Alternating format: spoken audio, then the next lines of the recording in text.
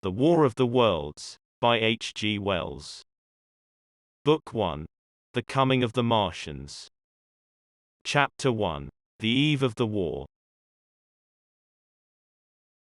No one would have believed, in the last years of the 19th century, that this world was being watched keenly and closely, by intelligences greater than man's and yet as mortal as his own, that as men busied themselves about their various concerns they were scrutinized and studied, perhaps almost as narrowly as a man with a microscope might scrutinize the transient creatures that swarm and multiply in a drop of water.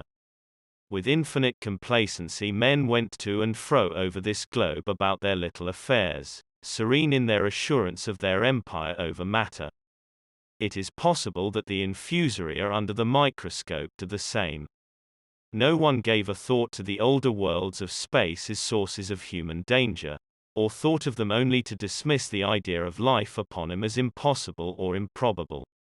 It is curious to recall some of the mental habits of those departed days. At most, terrestrial men fancied there might be other men upon Mars, perhaps inferior to themselves and ready to welcome a missionary enterprise. Yet across the gulf of space, minds that are to our minds as ours are to those of the beasts that perish, intellects vast and cool and unsympathetic, regarded this earth with envious eyes, and slowly and surely drew their plans against us. And early in the 20th century came the great disillusionment. The planet Mars, I scarcely need remind the reader, revolves about the Sun at a mean distance of 140 million miles, and the light and heat it receives from the Sun is barely half of that received by this world. It must be, if the nebula hypothesis has any truth, older than our world. And long before this Earth ceased to be molten, life upon its surface must have begun its course. The fact that it is scarcely 1/7 of the volume of the Earth must have accelerated its cooling to the temperature at which life could begin. It has air and water and all that is necessary for the support of animated existence. Yet so vain is man, and so blinded by his vanity, that no writer, up to the very end of the 19th century, expressed any idea that intelligent life might have developed there far, or indeed at all, beyond its earthly level.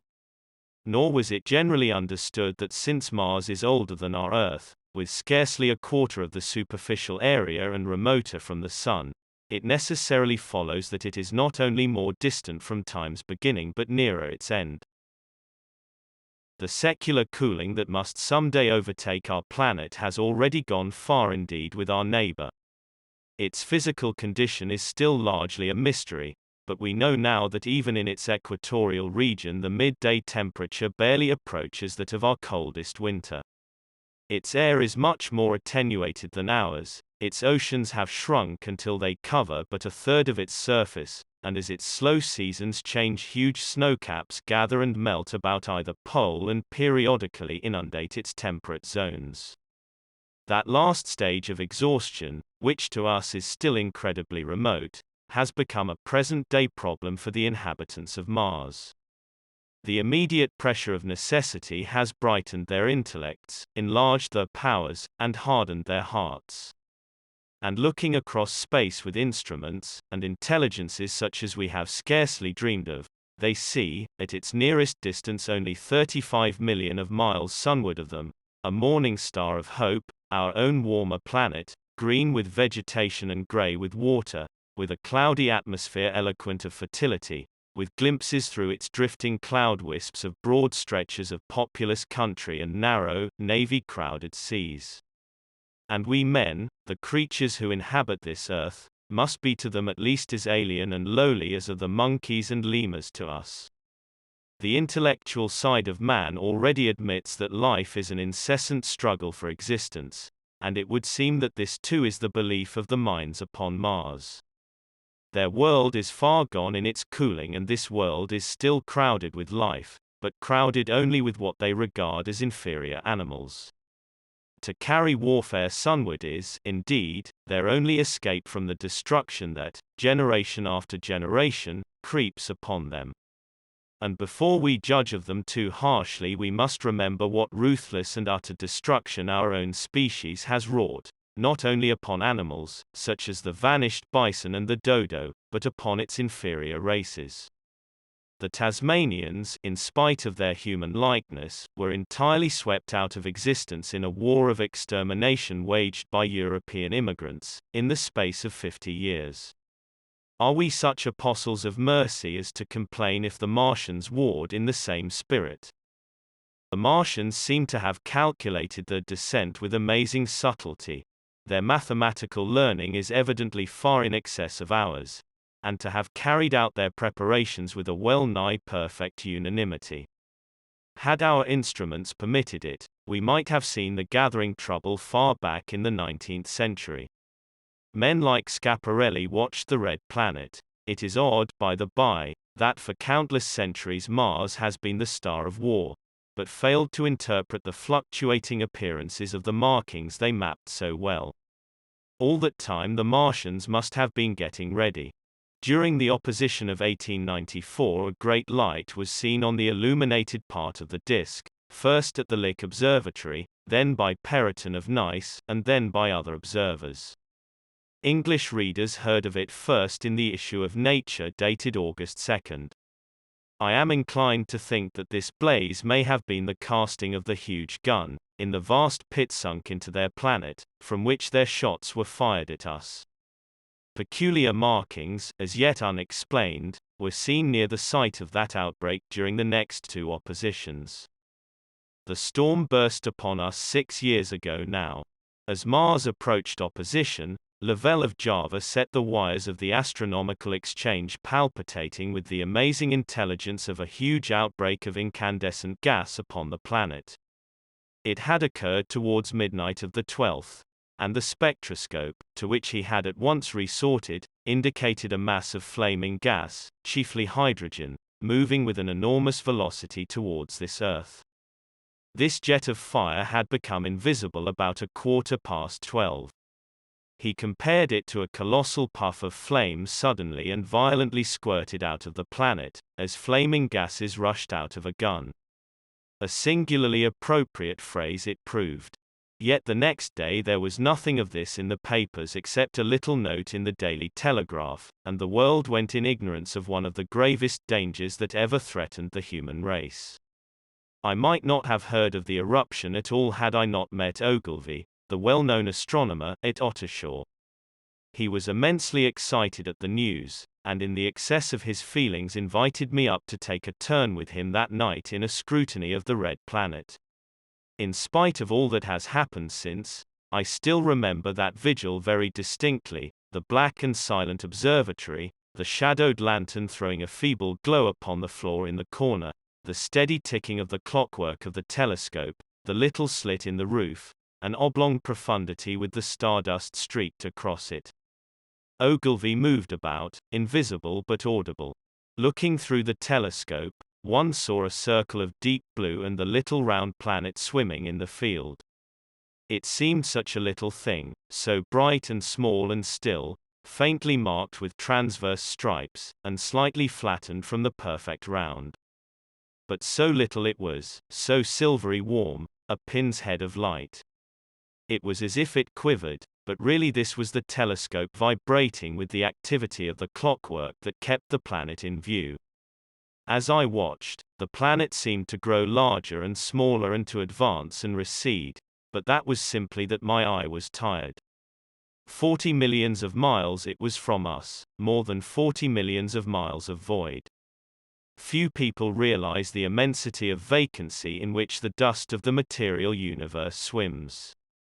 Near it in the field, I remember, were 3 faint points of light, 3 telescopic stars infinitely remote, and all around it was the unfathomable darkness of empty space. You know how that blackness looks on a frosty starlight night. In a telescope it seems far profounder.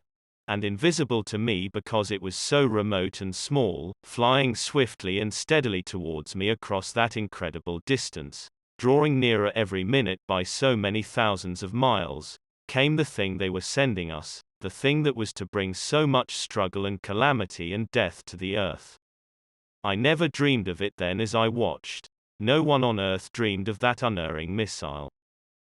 That night, too, there was another jetting out of gas from the distant planet. I saw it. A reddish flash at the edge, the slightest projection of the outline just as the chronometer struck midnight, and at that I told Ogilvy and he took my place. The night was warm and I was thirsty, and I went stretching my legs clumsily and feeling my way in the darkness, to the little table where the siphon stood, while Ogilvy exclaimed at the streamer of gas that came out towards us. That night another invisible missile started on its way to the Earth from Mars, just a second or so under 24 hours after the first one.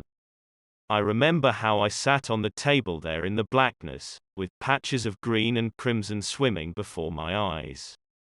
I wished I had a light to smoke by, little suspecting the meaning of the minute gleam I had seen and all that it would presently bring me. Ogilvy watched till 1, and then gave it up, and we lit the lantern and walked over to his house. Down below in the darkness were Ottershaw and Chertsey and all their hundreds of people, sleeping in peace. He was full of speculation that night about the condition of Mars, and scoffed at the vulgar idea of its having inhabitants who were signaling us. His idea was that meteorites might be falling in a heavy shower upon the planet, or that a huge volcanic explosion was in progress. He pointed out to me how unlikely it was that organic evolution had taken the same direction in the two adjacent planets. The chances against anything man-like on Mars are 1,000,000 to 1, he said. Hundreds of observers saw the flame that night and the night after about midnight, and again the night after, and so for 10 nights, a flame each night. Why the shots ceased after the 10th no one on Earth has attempted to explain. It may be the gases of the firing caused the Martians inconvenience. Dense clouds of smoke or dust, visible through a powerful telescope on Earth as little gray, fluctuating patches, spread through the clearness of the planet's atmosphere and obscured its more familiar features. Even the daily papers woke up to the disturbances at last, and popular notes appeared here, there, and everywhere concerning the volcanoes upon Mars. The serio-comic periodical Punch, I remember, made a happy use of it in the political cartoon. And, all unsuspected, those missiles the Martians had fired at us drew earthward, rushing now at a pace of many miles a second through the empty gulf of space, hour by hour and day by day, nearer and nearer. It seems to me now almost incredibly wonderful that, with that swift fate hanging over us, men could go about their petty concerns as they did. I remember how jubilant Markham was at securing a new photograph of the planet for the illustrated paper he edited in those days. People in these latter times scarcely realize the abundance and enterprise of our 19th century papers. For my own part, I was much occupied in learning to ride the bicycle, and busy upon a series of papers discussing the probable developments of moral ideas as civilization progressed. One night, the first missile then could scarcely have been 10 million miles away, I went for a walk with my wife. It was starlight and I explained the signs of the zodiac to her, and pointed out Mars, a bright dot of light creeping zenithward, towards which so many telescopes were pointed. It was a warm night. Coming home, a party of excursionists from Chertsey or Isleworth passed us singing and playing music. There were lights in the upper windows of the houses as the people went to bed. From the railway station in the distance came the sound of shunting trains, ringing and rumbling, softened almost into melody by the distance. My wife pointed out to me the brightness of the red, green, and yellow signal lights hanging in a framework against the sky. It seemed so safe and tranquil.